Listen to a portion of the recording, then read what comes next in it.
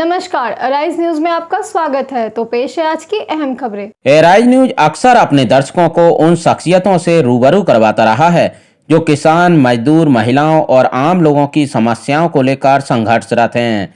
ऐसी ही एक शख्सियत हैं रुड़की के सुभाष चौधरी लंबरदार, जो किसान कामगार एसोसिएशन के राष्ट्रीय अध्यक्ष हैं। किसान पुत्र सुभाष चौधरी वैसे तो एक बड़े और समृद्ध परिवार से ताल्लुक रखते हैं, लेकिन किसान कामगारों की समस्याओं को लेकर वो अक्सर सड़कों पर संघर्ष करते दिखते हैं। उनका साफ कहना है कि जब तक देश का किसान कामगार खुशहाल नहीं होगा, देश तरक्की नहीं कर सकता। किसानों की तरक्की से ही वास्तव में देश की तरक्की होगी। इसके लिए सरकार को उन्हें सुविधाएं देनी चाहिए। उनके बच्चों को नौकरी या रोजगार की व्यवस्था करनी चाहिए। उन्हें रियायती दरों पर बिजली देने के साथ ही उनके बिजली बिल को किस्तों में जमा करने की सुविधा और पेनल्टी से छूट मिलनी चाहिए।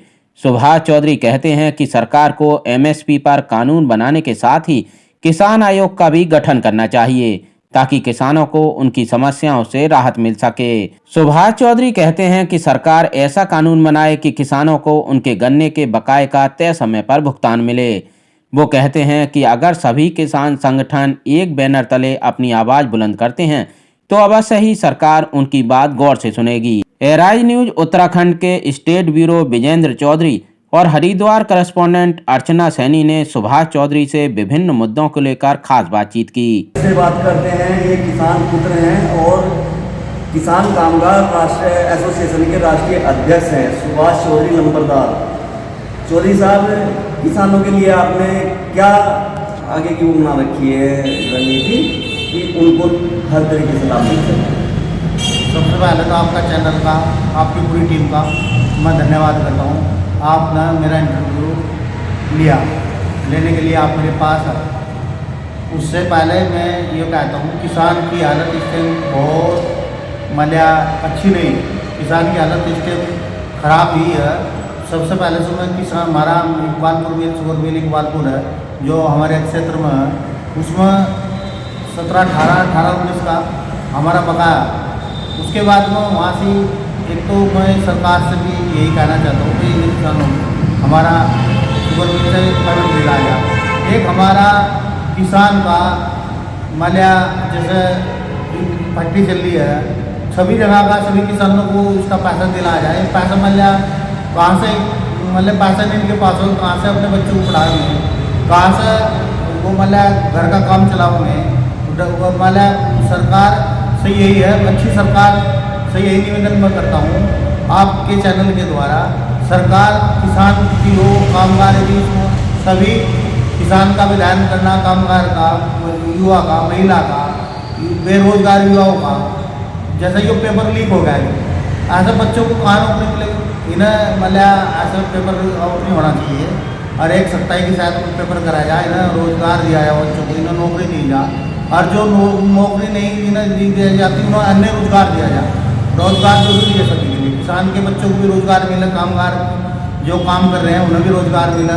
और मैं सबसे पहले ये कहना चाहता हूँ, मीडिया, पुलिस प्रशासन, डॉक्टर, इन लोगों ने कोरोना काल में बहुत अच्छी सेवा करी है। और जो किसी का समस्या का सोल्व नहीं करा सकता वो हमारी मीडिया ने सोल्व करा है। एक गरीब का जिसके पास कोई पहुँचता नहीं, जिसकी कोई सुनता नहीं, मीडिया एक चौथा स्तंभ है। मैं मीडिया का, चैनल का तहे दिल से धन्यवाद करता हूँ। चौधरी साहब, लंबे टाइम का मिल के ऊपर किसानों का बकाया रुका रहता है, लेकिन कोई ध्यान नहीं रहता है। इस विषय पर आप क्या कर रहे हैं किसानों के लिए? देखो, हमने माननीय मुख्यमंत्री जी को एक ज्ञापन दिया है। एक तो हमारा 2 साल का बकाया है, एक हमारा मिल पर ये पेमेंट दिलाया जा, नवा भी पेमेंट दिलाया जा। और किसान की जो भी है, जैसे बिजली की दरें बढ़ाई गई है, हमने कहा दरें घटाई जा, ना कि बढ़ाई जा। और उसमें किसान हो चाहे उसमें कामगार हो, उसमें कोई भी हो, सभी की सरकार को का ध्यान करना चाहिए, उनकी मदद करनी चाहिए। मैं यही कहना चाहता हूँ माननीय मुख्यमंत्री, माननीय प्रधानमंत्री जी को, हमारा किसान खुशहाल होगा तो देश भी खुशहाल होगा। एक बात है कि छोटे स्तर का जितना भी किसान है वो डरा हुआ मिल से कि अगर मिल में गन्ना डालता है तो उसकी पेमेंट नहीं हो पाती, लंबे टाइम तक पेमेंट रुकी रहती है। ऐसी कंडीशन में वो चाहता है कि 10 रुपये जो भी आ रहे कम आ रहे हैं तो वो अपना शोषण करा रहा है, जबकि वो गन्ना डाल रहा है। कितना शोषण किसान का हो रहा है, तो सरकार ध्यान, आप भारतीय जनता पार्टी की सरकार है उत्तराखंड में, क्या उम्मीद रखते हैं कि सर? देखो, सरकार का मतलब ये होता है, सरकार सबसे पहले तो सरकार ने तो हमारा गन्ना की घोषणा भी रेट की, जो रेट पंजाब में वो रेट सरकार हमें यहाँ दे। मैं सरकार से, माननीय मुख्यमंत्री से निवेदन करता हूँ, जो पंजाब में रेट करने का वो रेट यहाँ मिलना चाहिए। उसके बाद में सरकार किसान की तरफ सरकार को विशेष ध्यान देना चाहिए। और किसान, महाराष्ट्र क्षेत्र का किसान जो है गन्ने पर ही आधारित है, गन्ना ही खूब पैदा करता है और गन्ना ही अधिक होता है यहाँ पर, और वो सही गन्ना हमारा चला जाए तो और उसका पैसा आ जाए तो किसान यहाँ का खुशहाल होगा। यहाँ का जो है प्राइवेट आड़ती जो है किसानों की फसलों को खरीद रहा है, सरकारी सेंटर क्यों नहीं लगते, खरीद के क्यों नहीं लगते हैं जिनसे उनको एक उचित मूल्य उनकी फसल का मिल सके? देखो, गन्ने का सेंटर जो है, गन्ने का मैं सेंटर उसका कह रहा हूँ, अन्य फसल गेहूँ धान वगैरह जो भी है सरसों, इनके खरीद के लिए जो है प्राइवेट आड़ती बैठे हैं, वो मनमानी तरीके से अपने दाम पर जो है उन फसल को खरीद रहे हैं, तो सरकारी क्रय केंद्र क्यों नहीं लगते?